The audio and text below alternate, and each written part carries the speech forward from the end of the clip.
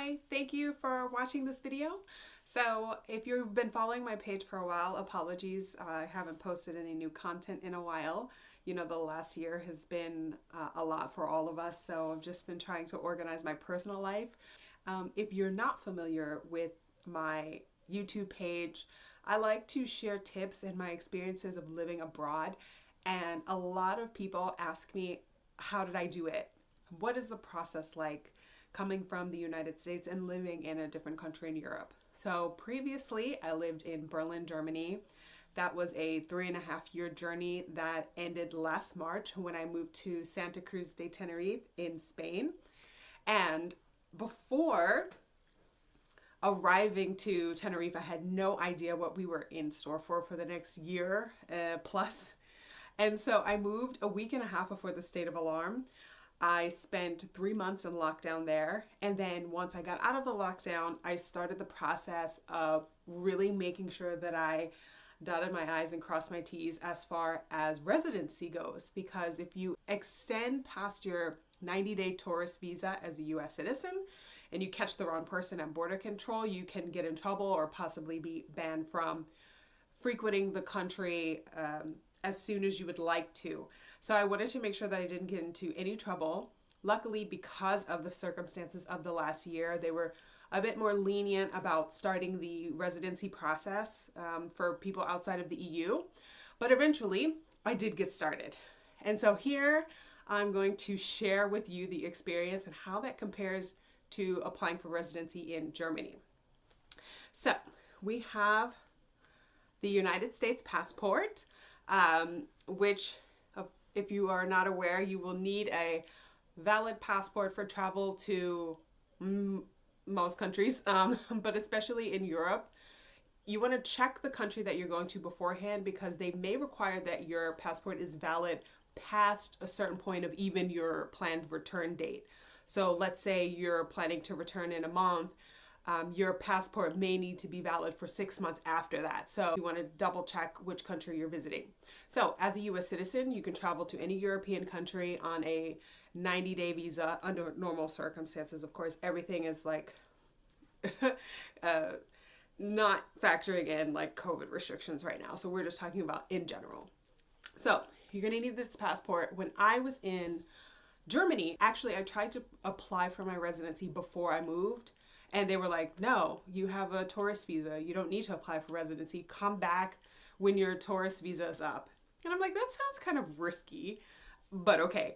And so I ended up applying while I was there. There were a lot of requirements that they needed, and it depended on what type of visa that you were applying for. So this is also something that you want to look into. If you're planning to look for work there in Germany, in my experience, you could only look for work in what your degree was. So for me, I went to school for criminal justice. I couldn't look for work in criminal justice in Germany for many reasons, but mainly because the laws are completely different and I didn't know the language. I wanted to start a career in writing, so I couldn't apply for a seeking work visa. But again, it was a learning process. I went to the immigration office, I think 4 or 5 times before actually getting my visa in Germany. So I thought I had been through the brunt of everything. Like, I have endured so much over my 3.5 years there. I had to go to the immigration office many times during those 3.5 years. It's not like a one and done situation. Every time I changed a job, I needed to go back to the immigration office. When my visa was about to expire, I had to go back to the immigration office. So when I moved to Spain, I was like, this has obviously prepared me for my Spanish visa. A year later, I can say that I was not prepared. And that is why I'm talking to you today, to make sure that you are prepared and you can learn from all of the things that I have to go through living as an expat abroad.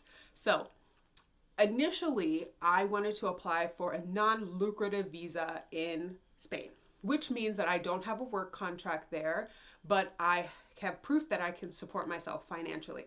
So in Spain, just like in Germany and just like most countries, there's a myriad of visas that you can apply for. Maybe you have family in Spain and you want to join them, so that's a separate visa. Or you have a work contract, that's a separate visa. If you are self-employed, so you bring in a certain amount of money per month or annually, that's a separate visa. If you're a retiree, that's a separate visa. So many options. There's gonna be the right fit for you if you are looking to move. For me, I wanted to do the non-lucrative visa because I'm working freelance and I didn't have enough money to qualify for the self-employed visa. So here we are. And I went to the immigration office in Santa Cruz de Tenerife, where I am based. And just like when I went to the immigration office in Germany, I was like, hello, I'm here to apply for my residency visa. And they're like, you can't do that here.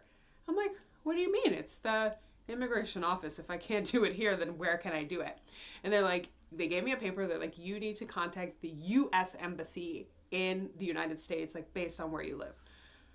And I was like, okay, well, it's a global pandemic, so obviously I'm going to be able to do everything by mail, or maybe even they're offering remote interviews. And so I contacted the U.S. Embassy of Spain in Washington, D.C., because that was the closest one to Maryland, where I'm originally from in the United States. And I explained to them, you know, I was a resident of Germany, and I was interested in investing in property in Spain, which I did end up doing. And so I wanted to understand, what do I need to do to get my visa to live here legally? And they said, okay, send us all of these documents. So for Spain, again, there's like 5 or 6 main things that you're going to want to have. It's the proof of income or the work contract. You're going to have health insurance that covers you in Spain. So it could be a Spanish health insurance, or it can be an international health insurance that covers you in a myriad of countries. You're going to have a proof of income, or the balance that you have in your account that they're going to require you to have.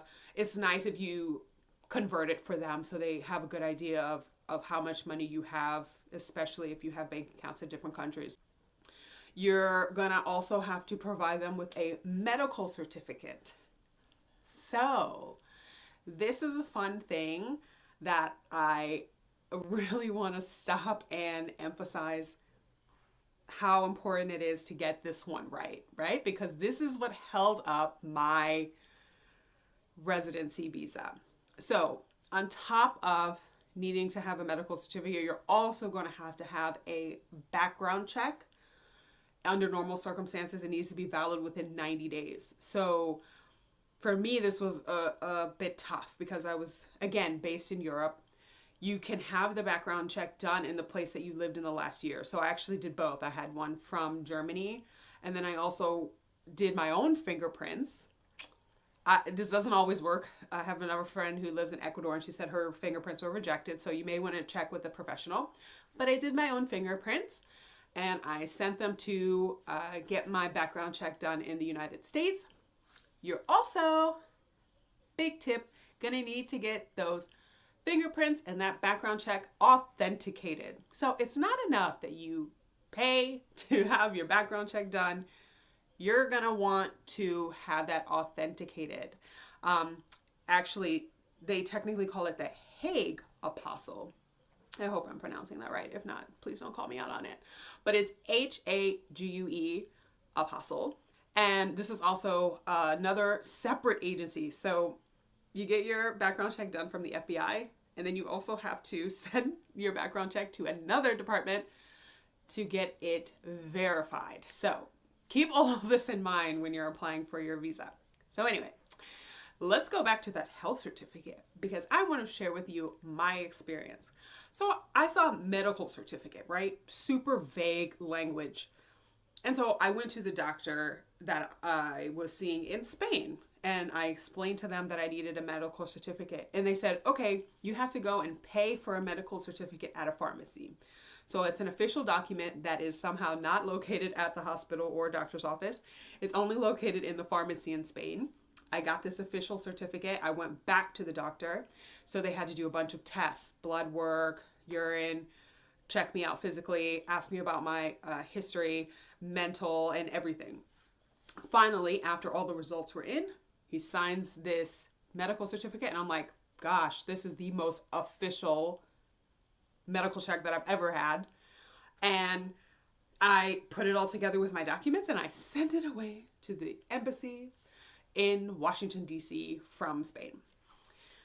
I get an email stating we will not accept a medical certificate from a Spanish doctor. It has to be a U.S. doctor.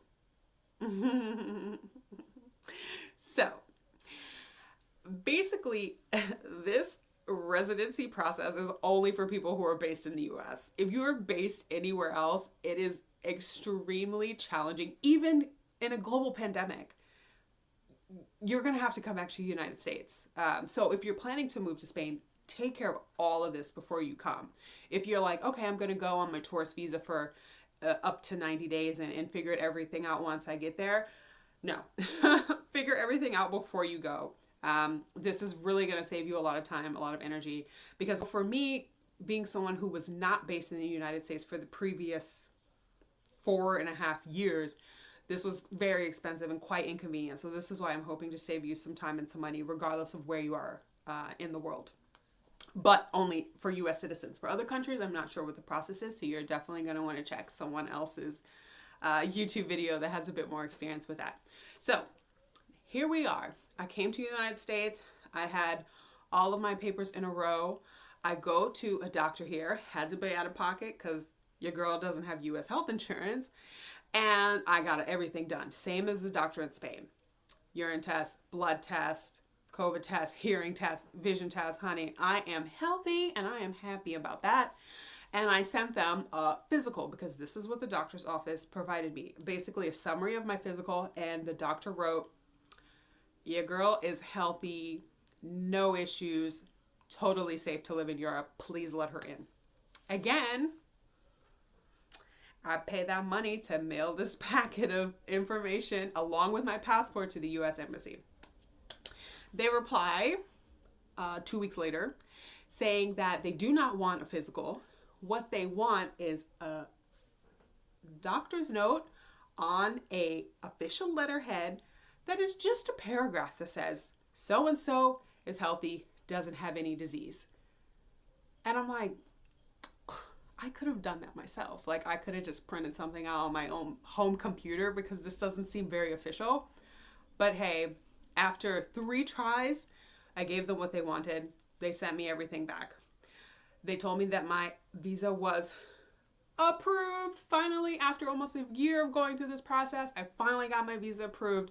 They mailed my passport back and I opened the envelope and I was so excited. I was like, yes, all my hard work paid off. You didn't give up. You got your residency. I opened the package and here's my passport. And then I see this. Please note that your visa is valid for 90 days. Once you get to Spain, you need to go to the city hall of the city you are going to live in to register. They will issue you a certificate of Spanish word. I'm not going to attempt to pronounce, even though I've been practicing my Spanish. Then you will have to go to the Oficina de Extranjería.